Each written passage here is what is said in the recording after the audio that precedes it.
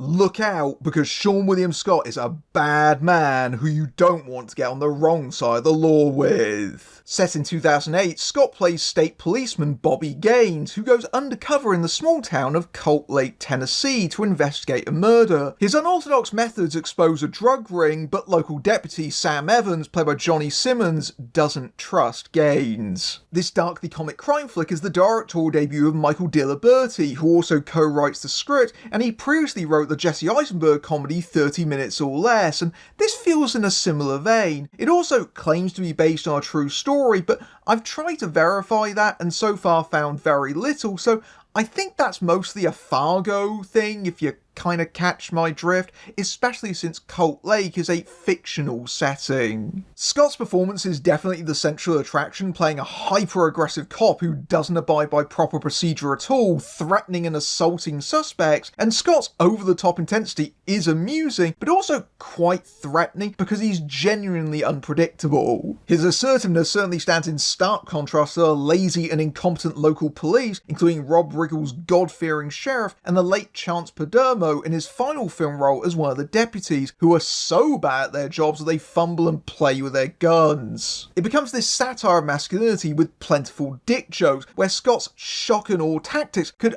only be idolised by these idiots because he's what they would want to be like, and while it isn't subtle, at one point Scott defiles the Constitution, there is some funny moments. Where the story goes is quite heavily signposted and too obvious, and I felt that the movie doesn't take full advantage of the premise, feeling totally torn between wanting to be an outrageous comedy or pushing it further into becoming a darker thriller. Scott's volatile performance feels like it could have gone meaner and nastier, and his Mr. Woodcock co-star Ethan Suplee plays a drug lord mostly straight, aside from his banjo-playing sidekick. But the film's sympathies clearly lay with Simmons' real protagonist, whose family has lived in the town for generations and genuinely wants to help bring it back to life. Simmons is pretty good being alternately envious and suspicious of his new partner and wrestling with his morality and trying to do the right thing. There's an earnestly soft heart under the cynicism. It probably needed a few more rewrites to get the best out of the themes and the material, but Scott's half-cocked macho antics makes this watchable, and it's a decent but undercooked first feature.